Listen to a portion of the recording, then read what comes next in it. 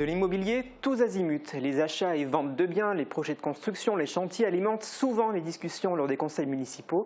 Cela a encore été le cas lundi à Sarreguemines. Je vous propose de le découvrir dans ce résumé. En ce sens. La séance est ouverte par un moment de recueillement en mémoire des victimes des catastrophes naturelles dans le monde. On pense notamment à ce qui s'est passé au Maroc et en Libye. La taxe sur les friches commerciales a-t-elle eu un impact sur le nombre de cellules vides? Il est encore trop tôt pour le dire. Tel est le constat fait par la municipalité qui a décidé de reconduire cet impôt visant à participer à la redynamisation du centre-ville. À noter que les élus ont de nouveau décidé de majorer les taux de cette taxe. Dans cet endroit, il n'y a rien et Comiage, la compagnie immobilière Auer Gessler, a décidé d'y créer des logements. Cet endroit, c'est le presbytère de paroisse du Sacré-Cœur. Le conseil municipal a décidé de le vendre à la société Comiage au prix de 100 000 €. Au numéro 70 de la rue de France aussi, ça devrait changer. Les élus ont décidé d'acheter les parcelles, entourées en mauve sur votre écran, afin d'augmenter notamment le nombre de places de stationnement gratuites en ville. Montant de la transaction, 110 000 €.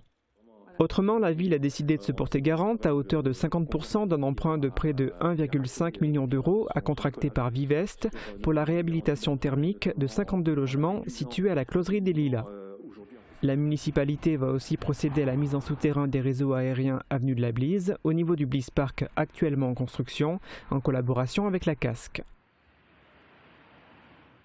Alors voilà pour le résumé en images de quelques points, mais Guillaume, il y en avait encore beaucoup d'autres qui étaient à l'ordre du jour.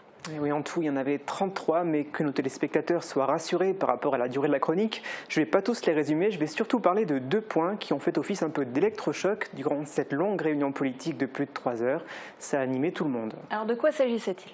Alors, la possibilité de confier le contrôle du stationnement payant à une entreprise privée excite l'APM. La police ne verbaliserait plus les véhicules en infraction. Cette mission reviendrait à la société Striteo, une filiale d'Indigo, délégataire actuel des parcs de stationnement et du stationnement payant sur la voirie publique à Sarreguemines.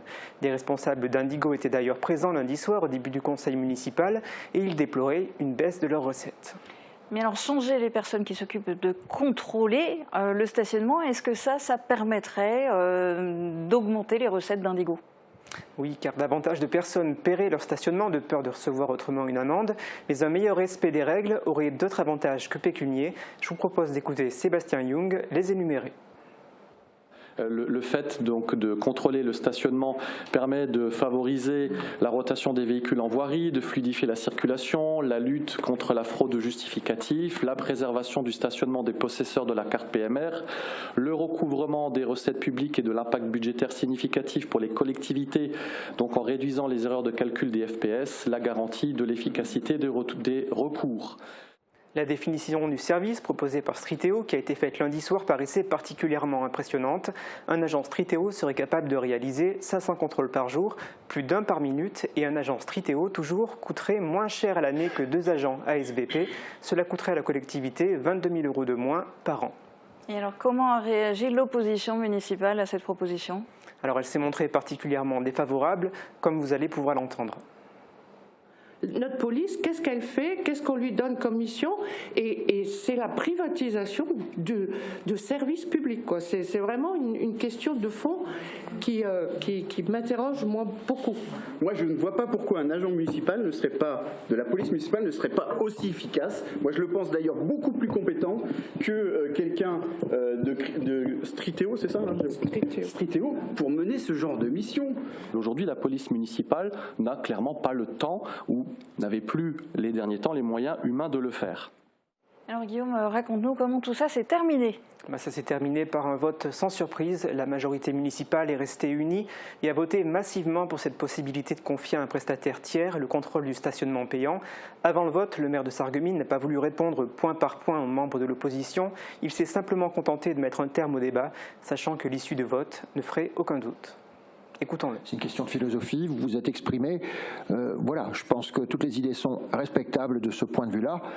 Et comme je l'ai dit tout à l'heure, on va procéder au vote en fonction de ce que chacun pense le mieux.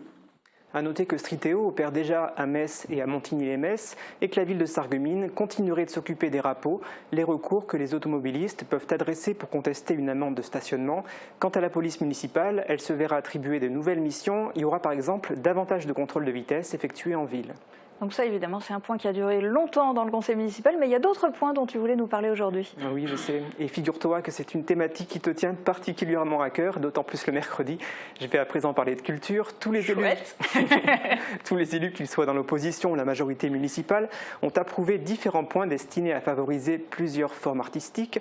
La ville a décidé d'adhérer à la Moselle Agence culturelle pour bénéficier en la matière de l'expertise du département de la Moselle et à l'association Chaînon Manquant pour intégrer un réseau national et ainsi enrichir l'offre culturelle de la cité faïencière.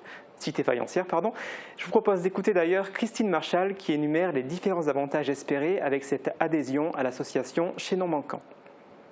La mise, en commun, par exemple, de programmation, avoir l'opportunité de connaître des artistes qui sont proposés sur le territoire et de bénéficier de tarifs attractifs avec moins 20% sur les tarifs de base ou moins 10%, ça dépend évidemment de quels artistes sont proposés. Ça permet également aux services culturels d'avoir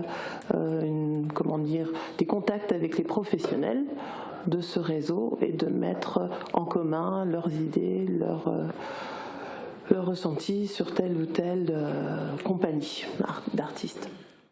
Et il y a encore une autre information que tu voulais donner à nos téléspectateurs et à nos internautes. Et oui, elle est toujours dans le domaine culturel. La ville de Sarreguemines a décidé de se lancer dans le projet Demos en compagnie de l'Orchestre national de Metz Grand Est et la Philharmonie de Paris. Le projet Demos vise à apprendre la musique classique à une quinzaine de jeunes âgés de 7 à 12 ans. Pour en bénéficier, les enfants et adolescents devront habiter un quartier relevant de la politique de la ville et s'engager pour une période minimum de 2 ans.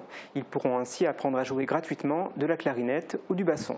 Très belle initiative, même si la musique classique n'est pas forcément la musique préférée des jeunes. Il va falloir trouver des candidats. Merci en tout cas Guillaume pour ta chronique.